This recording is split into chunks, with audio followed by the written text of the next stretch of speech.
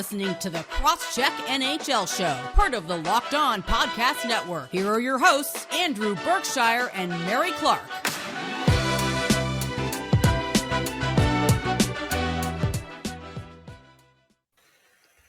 Hello and welcome to the Cross-Check NHL Show. Thanks for making the Cross-Check NHL Show your first listen every Tuesday and Friday.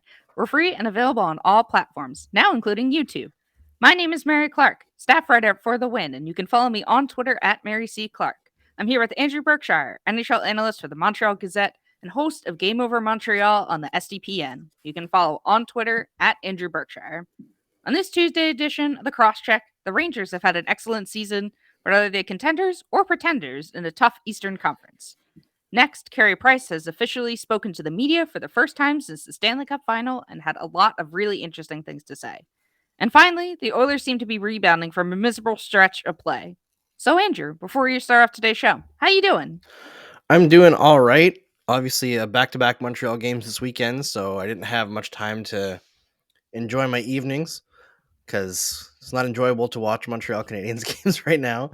But I had a fun time doing the shows, two good shows with good people. But overall, a bit of a hectic weekend. Had a lot of fun yesterday because it was one of Dylan's neighborhood friends' birthdays, so we all went to the park and played in the snow for an hour and a bit, and that was really fun because it was one of the few days in January that wasn't like crazily bitter cold. We still bundled pretty well because we were going to be playing in the snow and outside for a while, and after a while Miles just started coming up to us and going, too cold. So he had to go home a little bit earlier, but Dylan had an absolute blast. And it's always fun to play with kids in the snow because it's just balls to the wall. You're going to go. Yeah, no, that sounds awesome. Sad you didn't have like a super relaxing weekend because I know it's about to get super busy for you. It's going to get busy for both of us, but you especially because you're going to have weird hours. So I'm not looking forward to very sleepy Andrew Berkshire on this show after Olympics madness, which is what we're creeping up on because that's this week, guys. The Olympics are this week, and we're still gonna cover the NHL, but we're also gonna cover the Olympics too. So there'll be at least more stuff to talk about, which is gonna be a lot of fun. I have no idea what the mix is going to be between NHL talk and Olympics talk, but you know, that's kind of what you get when both are happening at the same time. But I had a good weekend. Football was bananas on Sunday. So I too am shifting my schedule around a little bit because of the Olympics. So yeah, everything else is good though. Got to watch a really good movie, which I'll talk about in our pop culture segment, which took me forever to get to, but I'm really excited to talk about it. I don't know if you've seen the film that is in the bottom of the doc, Andrew. I have. All right, awesome. So I'm excited to talk about it. But first of all, we have to go through the hockey news. And the big one I wanted to talk about first off is the New York Rangers, who we haven't really given much like the Penguins, mostly because I think there's been a lot of stuff happening in the NHL, like extracurriculars and all that stuff. So we haven't really like focused in on, I guess, the good teams. And the Rangers have actually been really good this season. As of Monday, they were second in the Metro with 62 points in 46 games at 29, 13, and 4. Panarin, Fox, Kreider, and Zibanejad are all putting up the points, and they've been a steady force at the top of the Metro, and the East especially, because the East is, we've talked about it before, the East is basically all but locked up in terms of the playoff spots. And the Rangers have been holding their own, and I don't think many people expected them to be this good. And I think what we're going to debate here, Andrew, is if they are actually this good, or, you know, are they kind of pretending a little bit in a very tough Eastern Conference. But the biggest thing for the Rangers, though, has been Igor Shesterkin has been not only a Vezina candidate, but a Hart candidate with a .936 save percentage in 27 games. So he's been the heart and soul of this Rangers team this year. And they're getting absolutely otherworldly goaltending from Shesterkin. And it's been really awesome to watch, but I think maybe the big question is it sustainable? But do you have any thoughts, Andrew, as we, dive into this topic? Oh, I have many thoughts about the New York Rangers. I think my first thought is I've seen this play out before. I've seen this team before. And I think they have a little bit more high-end like talent at the top than the other team that I'm thinking of here, but this team reminds me very strongly of the 2014 Montreal Canadiens. Now, that team made the Eastern Conference Final and was eliminated by the Rangers after Chris Kreider destroyed Carey Price's knee. But Igor Shesterkin is putting up a arguably Hart Trophy season, and the Rangers, overwhelmingly, if you look at how they're playing, are not that good. They are 21st in the league in all situations expected goals for percentage, which is nowhere close to being one of the top teams in the Eastern Conference, which is full of powerhouse teams. And not only are they getting spectacular goaltending, they're also posting one of the highest shooting percentages in the entire league. And that can have some level of influence based on, like, if you have a lot of elite talent. But I don't think anybody actually believes that the Rangers have like the third or fourth most talented forward group in the NHL. Like, that's just not who they are. So they're getting excessively lucky. Now, they aren't the biggest paper tiger in the NHL. That award belongs to the St. Louis Blues, but the Blues are also playing mostly Western Conference teams, which are a lot weaker than the Eastern Conference teams. So, like, their level of luck makes more sense because they're playing a lower level of competition. I think the New York Rangers are going to get a very, very rude wake-up call once the playoffs begin. Now, they could still win a round. Like I said, the 2014 Montreal Canadiens won 2 rounds. They probably should have won a 3rd round because that Rangers team also wasn't that great. But, Carey Price got taken out in game 1. Still went to 6 games with Dustin Tokarski, which tells you a lot about that Rangers team. So there's a possibility they still have playoff success. The NHL is very random, but in terms of sustained success, I'm not seeing it. The only thing is that the Rangers are a weird team because almost all of their success coming out of this rebuild is come from, like, not really homegrown talent.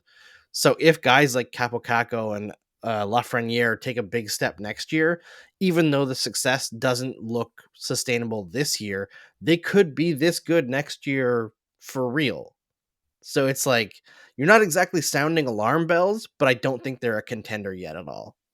Yeah, you mentioned, Capo Caco and Alexis Lafreniere, that they really haven't been they haven't broken out in a way many kind of thought they would.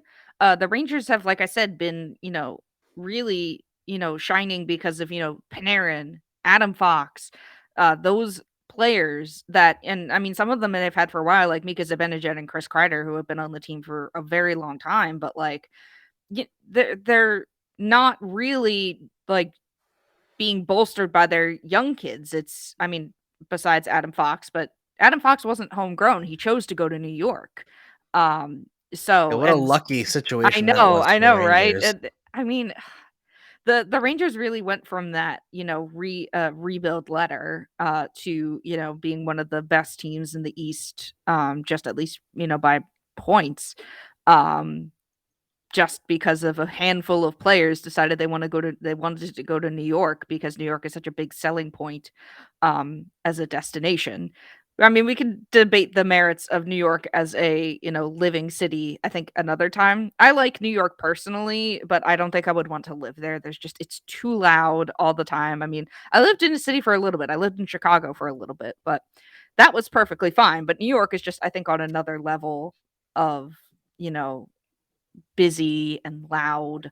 But it appeals to a lot of people, especially to hockey players. I mean, it's a big market, and there's a lot of opportunities for, stardom and, big advertisements and stuff like that. So I get why the Rangers attracted these guys, but their homegrown talent in Kako and Lafreniere haven't done a lot this season. Kako has 14 points in 37 games, only 5 goals. Lafreniere has 12 points in 44 games, and 9 goals.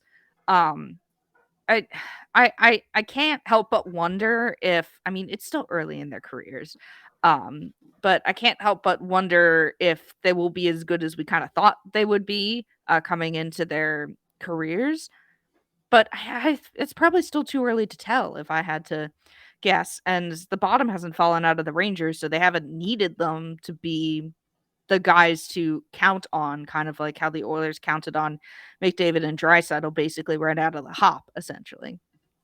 So Yeah. I mean, there's two ways to look at it, really, is that they have disappointed early. And also, you could look at it as they haven't been relied upon to do the heavy lifting early. So they have the insulation to become their best selves without the pressure applied on them. Now, it's not that they're facing no pressure. I mean, there's every time there's a scoring slump, people are still going to talk about you. But with Artemi Panarin there and Mika Zibanejad there's other players to score and win games for you while you're struggling as a young player. So I think the main question for those two players is going to be like, were they put into the NHL too soon? Right. And I find that is often a very disingenuous line of questioning, because it kind of, people always like to point at the American Hockey League and say like, oh, well, look, this guy stayed in the American Hockey League for an extra amount of time, and now they had a fantastic NHL career, and completely ignore the hundreds of players that go to the American Hockey League and never have an NHL career, right? Whereas there's like a handful of players that go into the NHL and struggle very early in their career. Maybe they never reach the potential that they were supposed to make it to, but like a lot of players do.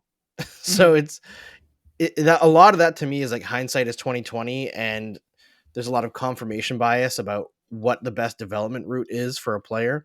But I think that those players are in a relatively decent situation, but we haven't seen what we expect from them yet. yeah, and And the Rangers will need that in order to be a cup contending team. Yeah, and this isn't a new phenomenon either. I mean, not every player that, makes their first foray into the NHL can be, the Connor McDavids, the Austin Matthews. I mean, look at New Jersey, who has Jack Hughes and Nico Hischier. I mean, I think Jack Hughes is, I think, younger, and Hischier is obviously older because he was in the Nolan Patrick draft. But Kakko and Lafreniere are 20 years old. There's still a lot of room for them to grow, but I think they will need to be an impact on this Rangers team if they, want to, you know, win rounds, and not just one round, but multiple rounds. I had a question though, which was, do you think that the bottom could fall out of the Rangers? Like, do you think that their luck could just instantly dissipate? Shesterkin, I don't know, turns into a pumpkin for some reason and the bottom falls out. Do you think that, like, that's a worst case scenario, but do you think there's, like, I just mentioned earlier how the East is all but locked up, but do you think that there's any chance in the world that the Rangers fall off in the second half of the season, and it kind of opens a little bit of a window for, say, I don't know, the Islanders, who have the most to gain because they have so few games played? Still, is there any realm of possibility that that happens, or are the Rangers pretty safe here? I think the Rangers are pretty safe. They are, almost 30 points up on the Islanders. That's such a big gap. I mean, even on Columbus, who's the next closest, they're 21 points up. That's just too big of a gap. I think that the wheels could completely fall off for the Rangers and they would still make the playoffs. I do expect them to fall to fourth in the division for the Metropolitan or into the wild card spot, but I think they've done the work to get into the playoffs already. The East is so set in stone at this point. It's it would have to be the most spectacular collapse in NHL history for them to miss the playoffs. And Like, that's how bad it would have to be. And they don't feel like a team that could, like, collapse completely. Who's their coach? No. Is it Gerard Gallant? Am I, like, making that up? Yes, it is Okay. Gerard Gallant. And the Okay. thing is, like, they are not great, but they're also not terrible, right? Yeah. Like, 21st in the league is solidly mid-tier, and a mid-tier NHL team making the playoffs is not unheard of. It's not even uncommon. In this Eastern Conference, it's a little bit surprising, but I mean, the door was open to them by the Islanders being terrible, and the red hot power play situation that they have. Like, Chris Kreider already has 15 power play goals this year. Yeah, it's a lot. Like, we're halfway through the year, and over the last 10 seasons, only 25 players have scored more than that over a full year. That's a lot of goals, Andrew. It's a lot of power play goals. Yeah, they're really, I mean, they are in parts getting lucky, but they don't have, like, the deepest forward core, but they have a lot of names that will surprise you and put up points. I mean, especially I mean, Chris Kreider at 30 is, has 31 goals this season. You said like what 15 on the power play. Like, I Yep. mean, I know 30 isn't, at the end of the road for NHL players, but like, it's still I don't know. It's nice to see them succeeding and having such a quick turnaround from their rebuild. Yes, they got lucky, but they're at least a fun team to watch. At least more fun than any Rangers teams, the Rangers teams before them, basically.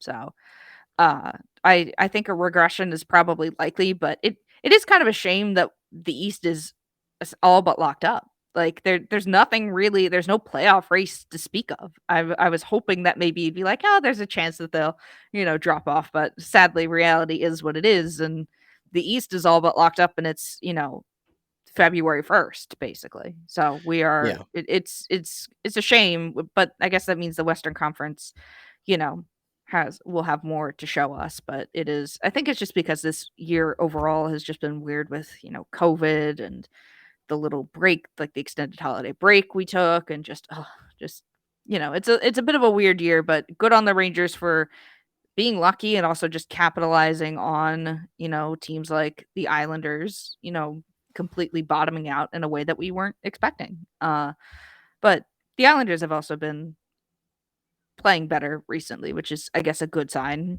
I mean, So low bar on that I one. know, but like I swore I heard from like a small section of fans to fire Barry Trotz. I'm like, guys, come on, no. Sometimes you just get unlucky with the draw, and I think that's kind of what happened to the Sometimes you start Islanders. off with a 13 straight game road trip.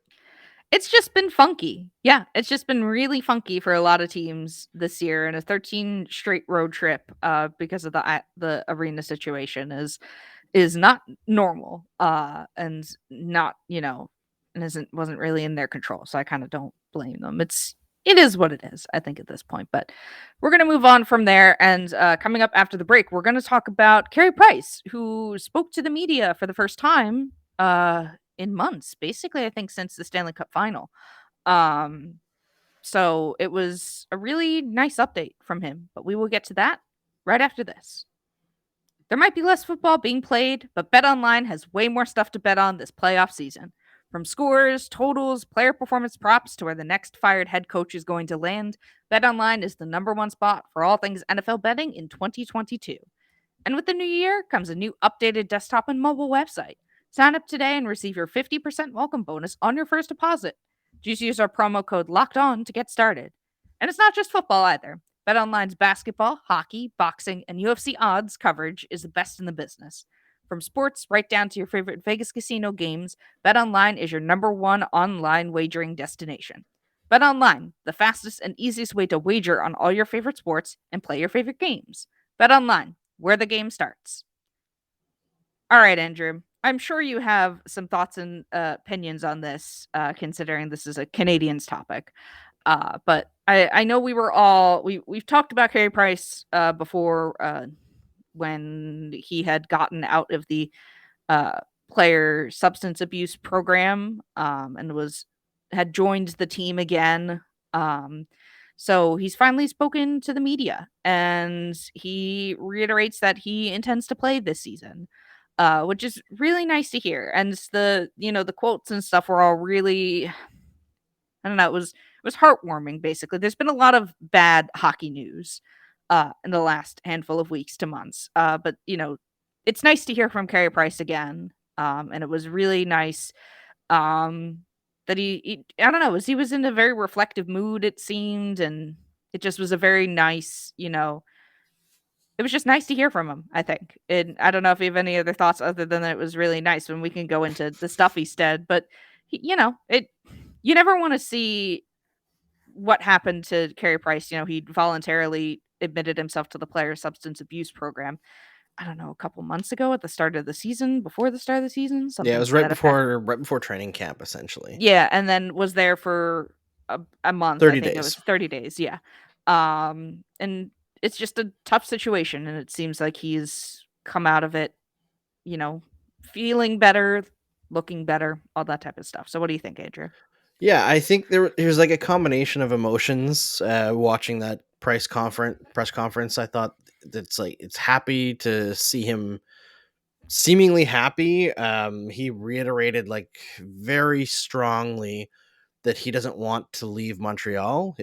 Like continually pointed out that his family is settled here, that this is their home, and that the intention is to play for the Montreal Canadiens. And I think that's encouraging for a lot of Canadiens fans, because even if they are going through a rebuild, having some level of continuity through it matters, especially from leadership purposes. And we know that Price is a leader in that room.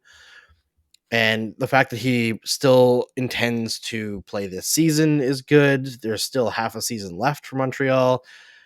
At the same time, the fact that he was asked if the injury might prevent him from ever playing again, and he was hesitant about that, was very surprising, and like I wouldn't say upsetting, but kind of sad, right? Because Yeah.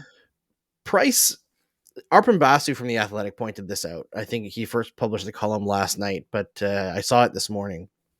And he was saying that basically every major accomplishment in Price's life has been followed up by a major physical problem, a major physical injury. When he won the gold medal in the Olympics, he was injured, came back. He went to the conference final, was injured by Chris Kreider that same year. And like for a long stretch, every single season, he was ending the season injured. It's been a huge physical toll that he's taken over his time in the NHL. And at a certain point, you wonder, like, when's it going to stop? Yeah. And when's going to be the time that he can no longer come back from it? And it's clear like that's in his mind as well. Now, that is just, I think, him being realistic that at a certain point, injuries will keep him from playing. But it's also probably unlikely that this is going to be the one, because it was as surgeries go, a relatively minor surgery on his knee. It's just like rehab has not gone super well, because he has, he had to do the player assistance program thing that slowed down his rehab. Then he came out of it, started rehab. COVID protocols came, took him out of rehab. So now he's had to like start the protocol over. And it's just like an on and on and on, this continuation. And I've seen a lot of speculation before this news conference where like, oh, well, this is a minor surgery, and why isn't Price playing yet? Any other player be playing yet? Something else is going on. Not necessarily. And, I was kind of getting into it a little bit with a colleague that I won't name, because they were saying like, oh yeah, such and such got this similar surgery and they were back playing tennis in like a month. I was like, I'm sorry, but like, this is a professional athlete. It's very different than playing casual tennis, right? You have to be, the knee has to not only be ready to function as a goaltender, where there's a lot of stress on that knee, but also ready to take a guy like Chris Kreider running you, who weighs 240 pounds, coming in with velocity at full speed. Like, you have to be confident in that appendage not breaking down on you. And clearly, up to this point, it hasn't been like they cannot clear him. So he has to go through this process. He has to get back to a point where he isn't worried that he's going to be debilitated by a run-of-the-mill play in the NHL for the rest of his life. He's had this time with his children to reflect on the things that he's missed by being an NHL player. Like, you look at some of the things that Price has posted on Instagram, which he very rarely posts things once in a while, but it's all about his kids and how he's enjoyed having this time with them and going ice fishing with them and teaching them things about the outdoors, because that's how he grew up. And it's very adorable. And at the same time, you realize, yes, these players make a lot of money. And we talk about the physical toll and how like it's not focused enough on, in media in general, like the debilitating injuries that a lot of these players leave the game with. And we talk about mental health, but also just how much of your family that you miss by being on the road half of every year. Like, my perspective changed when I became a father. Like, it's weird to think about it, but like my dad, when I was growing up, he was like one touch below full on workaholic, right? And I would never say that my dad didn't spend all the time with us that he could, but the way that he was raised was very much like support the family, do everything to make your family life better, and that's through working, right? And he made sacrifices. There were times where he would work on Christmas, right? And as I grew up, my thing being raised in a similar way was like, I'm going to be the hardest worker. Every job that I do, I'm going to be the hardest worker. And like my first job ever was at Canadian Tire, which for American listeners is like Home Depot, but it's just Canada. So I got the reputation of being such a hard worker and so diligent that there were customers that would just go to customer service when they walked in the door and have them page me so that I could do stuff for them instead of dealing with other people, which is like it like fills you with pride, right? And I was always like that when I worked at Habs Eyes and the Prize. I built that website from 80,000 page views a month to like 1.5 million a month just by always being on. I was working 12 to 16-hour days, 7 days a week. Because of that, I gained a huge amount of weight because I was just eating junk all day, sitting, doing no exercise at all. And I sacrificed, and that pushed me into the industry. But now that I'm a father and I see, like, I've had different offers, and I was like talking to people and like, oh yeah, would you want to be a beat reporter? And I'm like, not really. Because if I'm a beat reporter and I'm going to games all the time, especially if it was involving travel, I'm missing some of the only times a day where I get to see my kids, right? Between 4 and 8 p.m., pretty much, is like that's the time during the week that I get to hang out with my kids outside of the morning. So the idea of sacrificing at least half of that time to like progress my career in a very small way to me is not interesting. So I see that the way that Carey Price has had his perspective changed, and I have the utmost respect for any decision he makes going forward because I understand that completely. Yeah, I mean, I cannot relate as I do not have kids. My cat does not count.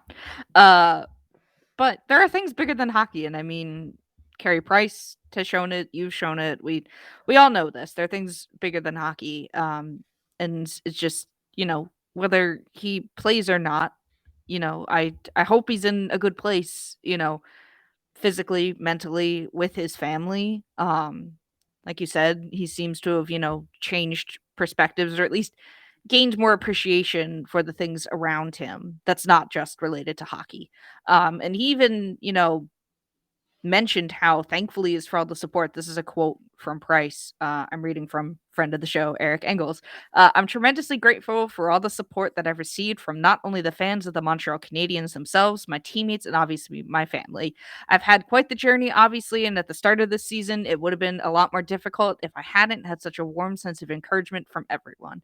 And I mean, it's a very simple statement, but, it speaks to a lot of, the type of person Carey Price is, that he's received such a warm encouragement, warm, welcome backs and stuff like that. And, it really speaks to the type of person you are when people act that way around you. But it's just, it is a feel good story. It really is, especially in a year, Andrew, where we've had a lot of really awful stories. Yeah. Really, I mean, we've talked about it, racism, the Kyle Beach stuff. It's just been it feels like it's been endless. And even if the, Price's, media comments were twinged with a bit of sadness because, the way his career has unfolded, and all that, it's still great to see him still here and still, looking healthy, seemingly,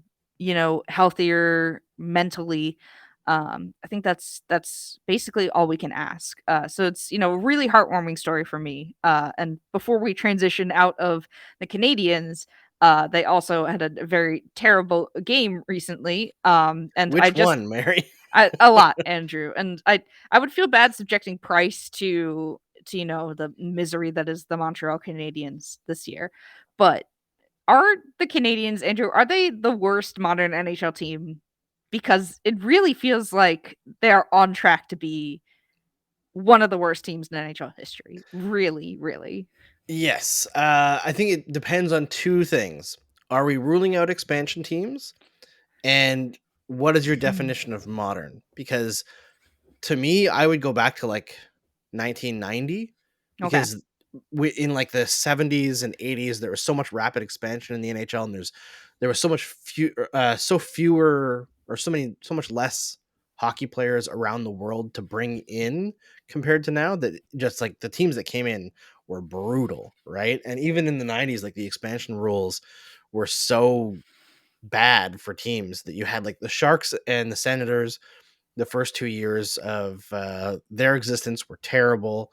The Atlanta Thrashers' first year was abysmal. But other than those teams, you do have to go back to 1989, 1990 to find one team that was as bad as this Montreal Canadiens team, and that was the Quebec Nordiques. So it's not great. Mhm. It hasn't that been that was fun to cover. that was before I was alive, so Yeah. it can tell you how long it's been. I was born in '93, so it has been very long since that we've had a team that bad in my lifetime. I mean, I was thinking of what the Avalanche that one year that they were just objectively terrible before they, turned things around and got good with the analytics and whatnot. That's the one I guess I remember the most, though I don't remember what their record was. I They mean, the had Sabres 22 have wins been that year. So the okay, Canadiens are on so pace for 13. mhm. Yeah, that's bad, Andrew, and It's real bad. I feel bad that you have to cover them, but at least it makes for I guess it makes for kind of fun content. You kind of have to, I don't know, you have to lean into it, and it feels Yeah. like you've leaned into it. I've seen the compilations of you starting out the episodes with another Canadians loss. So, Yes. Yes. The famous line. I do wonder, like, I would love to talk to Joe Sakic because the first 3 years of his career in Quebec, he scored 23 goals, 39 goals, 48 goals, 62 points, 102 points, 109 points. Incredible start to his career. mhm. The Quebec Nordiques finished last, and last at the NHL and picked first overall each of those years. So I have to wonder, like, mentally, how do you survive He was that? just the only one. It's even worse than Connor McDavid, really. Oh, Like way worse. he was just he out literally out there alone on an island with him and just a team full of I have no idea. I was not, you know, alive during those years, so Well, I what's don't really know. strange is like that 1989 team, 89-90 team had like the later years of three like full on amazing players, Peter Stastny, Michel Goulet, and Guy Lafleur, right? And like even Guy Lafleur, who was 37 years old, had 34 points in 39 games. So like offensively, like it was the 80s, right? So like offense was easy to come by, but still those guys were doing stuff. There was something there. It was just defensively, they were horrific. Before we move on from the Canadians and Carey Price, who I wish all the best to.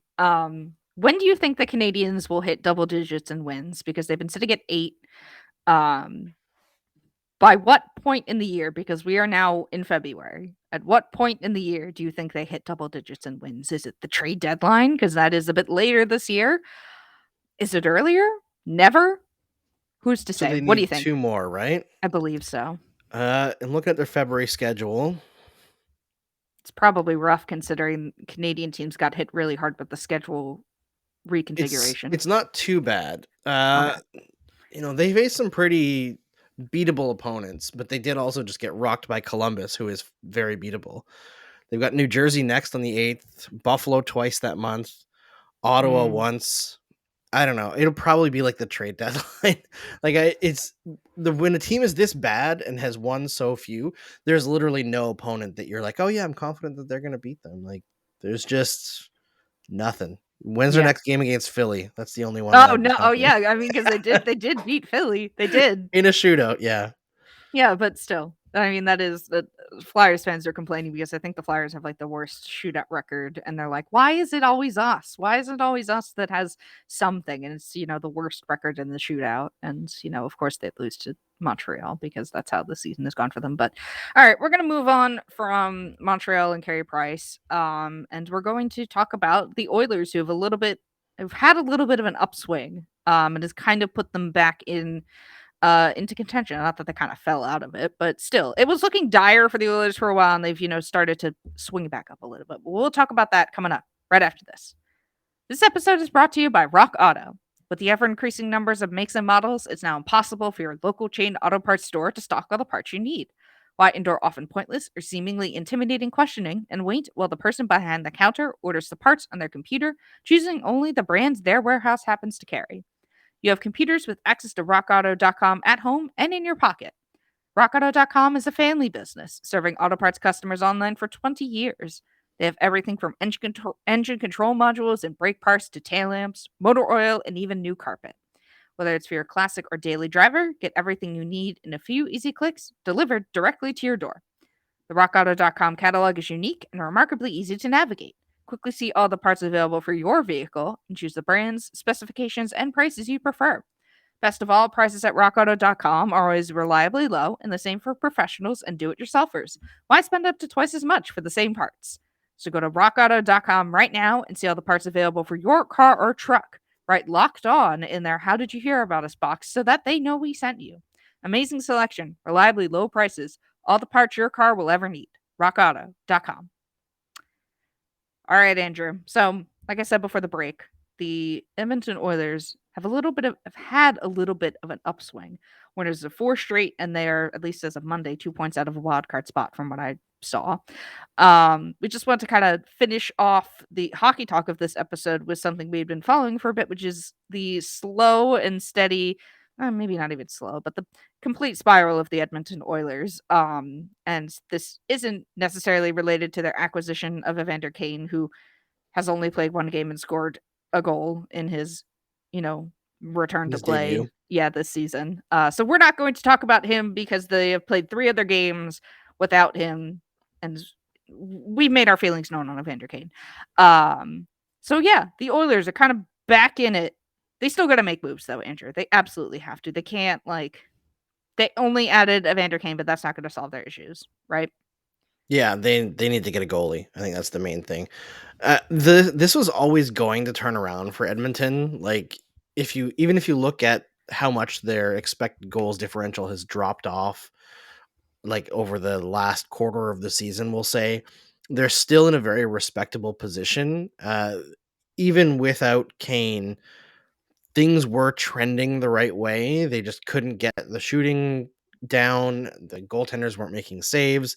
They still need to fix the goaltending. I don't believe it's good enough with Stuart Skinner or No. Mike Smith or Mikko Koskinen, whoever ends up taking that starting role. I'm guessing it'll be Smith if he can stay healthy, but even then, like, he's just not trustworthy.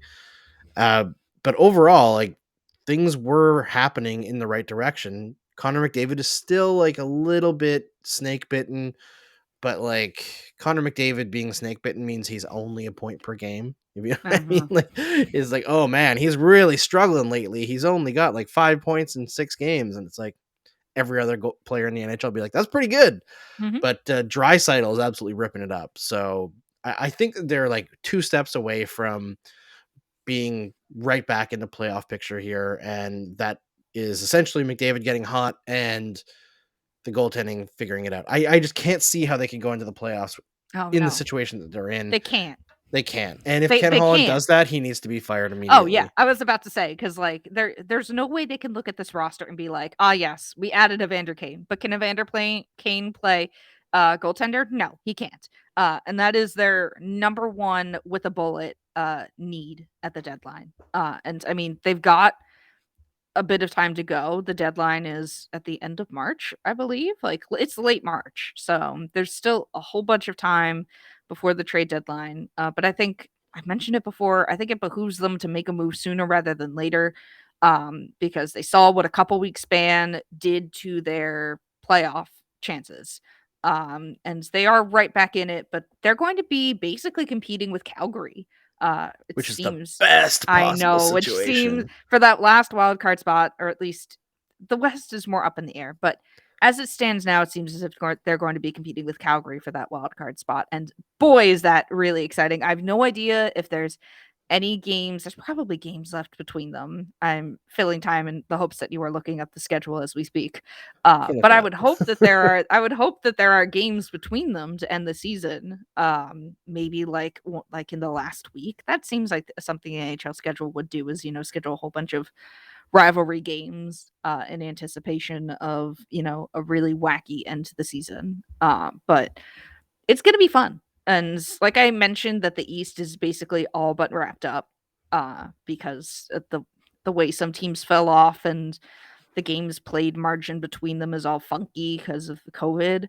The West is going to be really interesting to watch. There's at least going to be some drama there. The East has its interesting stuff with, the way the Atlantic is going to shake out with which team gets unlucky and gets stuck in the second and third spots and has to face each other because, the murderer's row of, Florida, Tampa, and Toronto is going to be an absolute mess.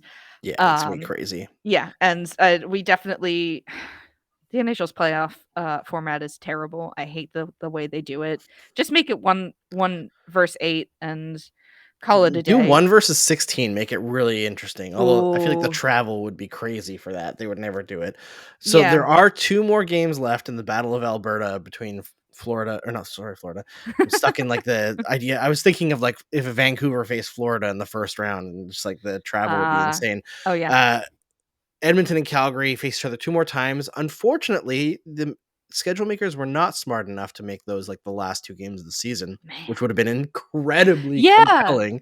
It They would are both have. in March, and they have a full another month after the Oh. last game because the Oilers are playing up until the 29th. So their last 2 games are against the Sharks and the Canucks. Well, the Sharks are right in it, and So so are are the the so are the Canucks. Canucks. Yeah, like So that there is at it could least still be compelling. I yeah. will say I gotta say that this is a very hot take, and I might get some American listeners mad at me, but I think both Calgary and Edmonton are going to make the playoffs over one of Los Angeles and Anaheim. I I think one of mean, those I two don't think teams fall out. you're I think you're right in that regard. I was high on the Kings especially.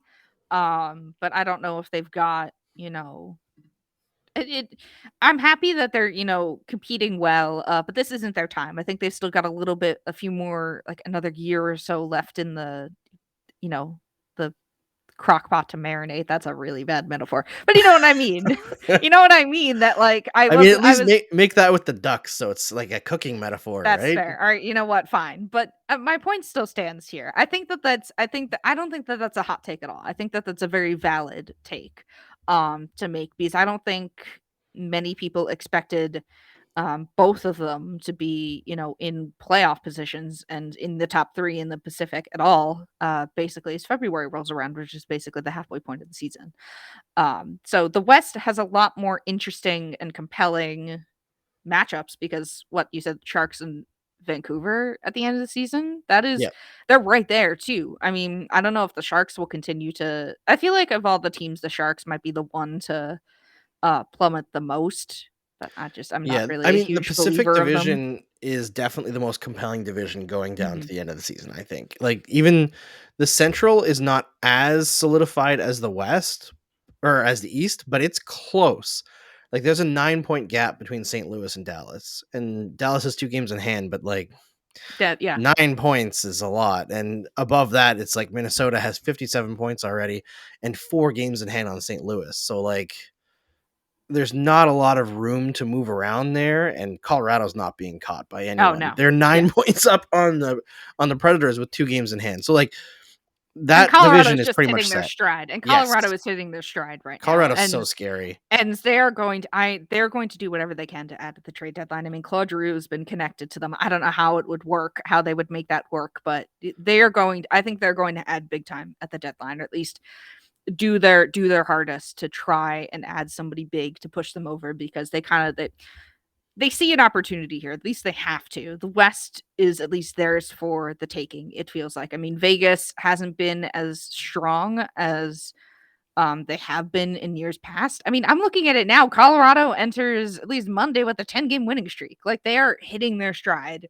right now. NHL record best January in NHL history Jeez, yeah. for Colorado. And also I believe they have won 18 straight games at home.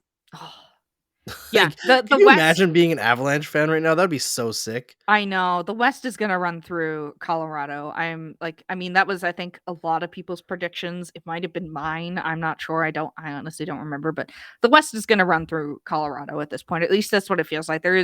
They're not gonna continue winning games like this. they will win. They will lose a few games, but they are really hot at a good time. They're keeping their lead and they're increasing it in the West, which is, I think, all you can ask for. Like we talked about the Rangers earlier in the show, but Colorado's going to be an absolute force to be reckoned with. But there's so much more interesting storylines out in the West because the East is all wrapped up. I mean, we started this segment talking about the Oilers, and now we've transitioned to Colorado. But there's so much in the West, and it's going to be fun to watch them through the rest of the season because it is pretty chaotic. And I'm looking forward to seeing, where things go from here. I mean, I think the West is going to be also a big player at the deadline, too. I mean, we talked about the Oilers, we talked about, Colorado and stuff like that. And I mean, Nashville's a big surprise for me. I don't think anybody was expecting them to be second in the Central. So there's a lot of really interesting players out there in the West, but I think that's going to wrap up the hockey talk. But coming up after this, we're going to talk pop culture. I have no idea what Andrew's going to bring to the table, but I'm really excited to talk about a movie I saw over the weekend with my friends, and we will talk about that coming up right after this. It's the new year, so that means New Year's resolutions. If yours is about getting fit or eating healthier, make sure you include Built Bar in your plan. Built Bar is the protein bar that tastes like a candy bar, maybe even better than a candy bar. Built Bar makes it easier to stick to your resolution because it tastes so good you'll want to eat it, unlike other protein bars which can be chalky or waxy or taste like a chemical spill. You want to eat healthy, but it just gets so boring. By like week 3, you might be thinking, this is just not worth it. Where's the chocolate? Built Bars, however, are covered in 100% real chocolate. Most Built Bars contain 130 calories, 4 grams of sugar, 4 grams net carbs, and 17 grams of protein. Compare that to a candy bar, which usually has around 240 calories, 30 grams of sugar, and dozens of net carbs. Here's an idea for the new year. Go to all your secret treat stashes at home, in the pantry, at the office, in the car, wherever. Throw out all the sugary or calorie-filled treats and replace them with Built Bars. So when you're craving a snack or a treat, you can reach for something that's healthy and tastes incredible. Even if you're not a huge fan of working out, you can at least eat something that tastes good and is good for you. That way, when you enjoy a delicious Built Bar, you can almost count it as a workout. And there's so many flavors to choose from. Coconut almonds, peanut butter brownie, raspberry, cookies and cream, salted caramel, mint brownie, and many more.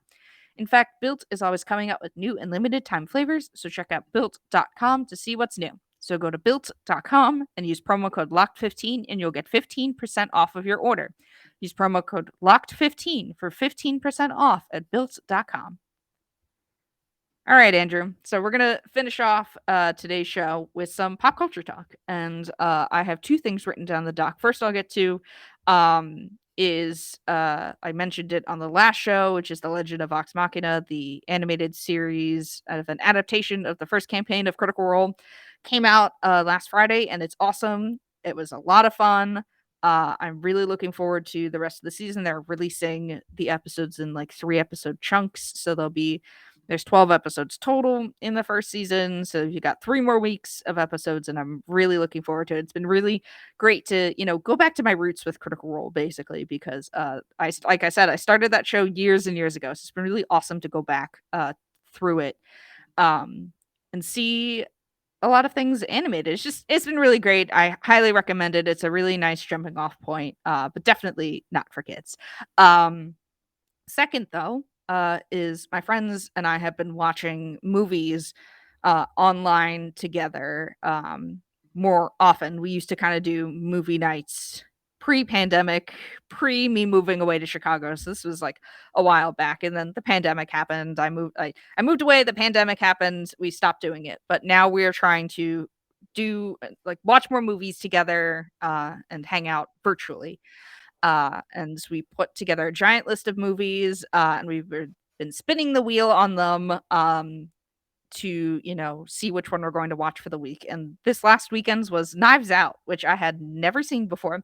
I knew a little bit of, but I was blown away with how it was really good, Andrew. Like I knew it was really good, and I knew people praised this movie so highly, and it lived up to it and more. It was just a fantastic journey. It did not go where I was expecting it to go. Daniel Craig's Southern accent threw me off, but then by like the middle, I was like all the way in on it. I'm so excited for. Apparently, there's going to be a sequel with him in it. I'm really looking forward to it. It was just an awesome film. Andrew, did you see this when it came out? Because apparently it came out right before the pandemic, and my one friend had seen it and said that was the last film she saw in theaters before the pandemic. So, when did you see it, Andrew? I didn't see it right when it came out. I was definitely like a little bit later to it because I saw a bunch of like really positive reviews, and I was like, yeah, maybe like a murder mystery. I've seen enough of those movies, and I watched like Murder on the Orient Express, and Yeah, I I watched was like, that though. it was Never seen it. fine, but I didn't Yeah. love it, and I was like, eh.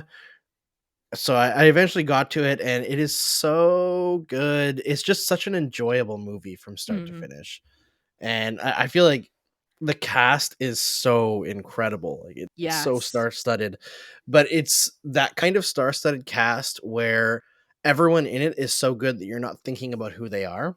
Where like Mhm. oftentimes when you have a really great cast of a lot of really established actors, you're like, okay, yeah, that's that actor. But the whole time you're not actually thinking that. Maybe like a little bit The at the beginning with only Daniel Craig, where the accent is so out there, the only but you point where forget about it quickly. I thought of it is it's Chris Evans in a comfy sweater. It's just Chris Evans Yes, in a comfy sweater. That's it. That's all my friends. We were all like, it's Chris Evans in a comfy sweater. We don't know who this dude is. Just this Chris Evans in a comfy sweater. but So he's so delightful in it. he is, yeah. It's a really great film. I don't want to spoil.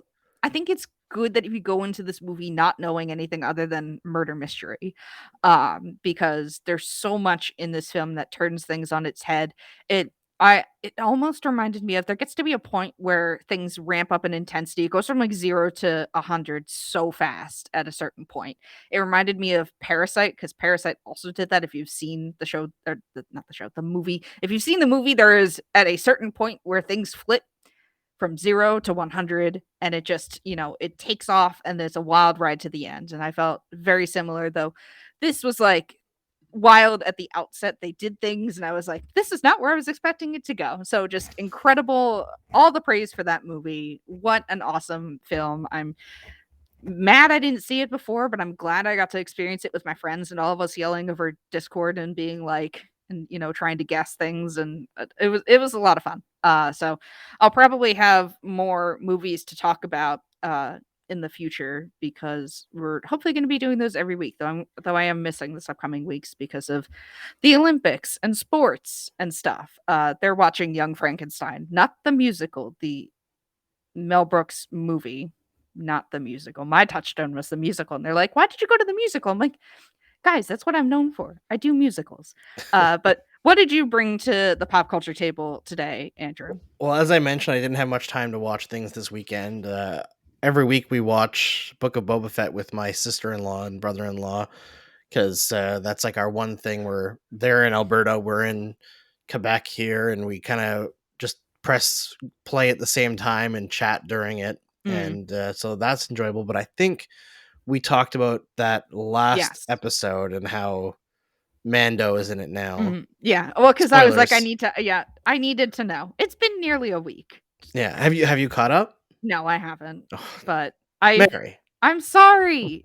I at least watched something else. Yeah. So, Yeah. I at Okay. least I at least cultured myself with something else. But is there anything else you wanna talk about before we head out for the day, or is that all you've got, Andrew? That's pretty much all I've got. I started looking into some of the stuff of the upcoming Batman movie and their viral marketing. That's kind of fun. That movie's Like, gonna be long. yeah, it's almost 3 hours long. Yeah. I find it interesting. It seems like they're kind of playing a bit of a trick which is fun because it's the Riddler. In the trailers, it's portraying it as like very dark and gritty and almost like a uber violent movie, and there's probably going to be some to that, but then you hear people talking about it who worked on it, and it's very much a detective movie.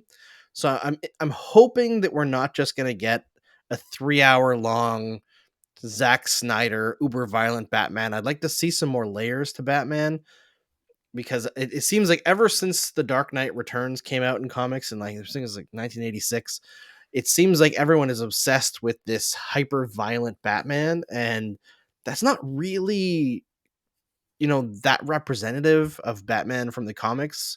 Batman is very pragmatic and obsessed with like preparation and detective work and inventions, and there's a lot more to him than what we've seen in movies. So like if you're going to keep on rebooting Batman, give us a different Batman. And I'm Yeah. hoping that Robert Pattinson can give us something interesting, because frankly, that man made his Twilight money and then was like, I'm going to do whatever the hell I want. And And good for him. 100%. Him Good and for Daniel him. Radcliffe with Harry Potter as well. Exactly. They've made some incredible movies, and Robert Pattinson is a hell of an underrated actor. Mhm. Like if they give him good material, he has the possibility to be like the definitive Batman. As much as I hate the cowl that they gave him, I absolutely hate it. It's like a throwback to the 60s Adam West series, and it just looks moronic to me, but whatever. I'll accept it if they give us a good story, a good character of Batman. I feel like you can maybe add Elijah Wood to that list, who did his Lord of the Rings stuff, and then Yes. I feel like he went on to do like a BBC America show or something. I don't know. I don't Dirk have his. Gently. Yeah, it was that. Yeah. So, good on you for your fantasy actors and doing their big high profile movies, then dipping to do some weird, wacky nonsense. Good for you, because 100%. at that point you can do whatever you want. And Robert Pattinson is the reason why I'm interested in that film, not just because of him, but like whatever they're doing with that film, it seems more interesting than the previous Batman, the takes on Batman. And I hope that it's true that there's more mystery involved in it, because and detective work, because after watching Knives Out, that's all I want to do is read some mystery novels, watch some mystery movies. What a good film that was. But I think we're gonna end it there, and that's all we have for you today on the Cross-Check NHL Show. It's part of the Locked On Podcast Network. Make sure to follow us on your podcast platform of choice, from Apple to Odyssey to Spotify and YouTube, and review us while you're at it. You can follow the pod at Cross-Check NHL on Twitter, me at Mary C. Clarke on Twitter, and Andrew at Andrew Berkshire on Twitter. Thanks for making the Cross-Check NHL Show your first listen every Tuesday and Friday. We'll be back on Friday with some more puck talk, but now make your second listen Locked On Bets. Locked On Bets, your daily one-stop shop for all your gambling needs. Locked On Bets, hosted by your boy Q, with expert analysis and insight from Lee Sterling.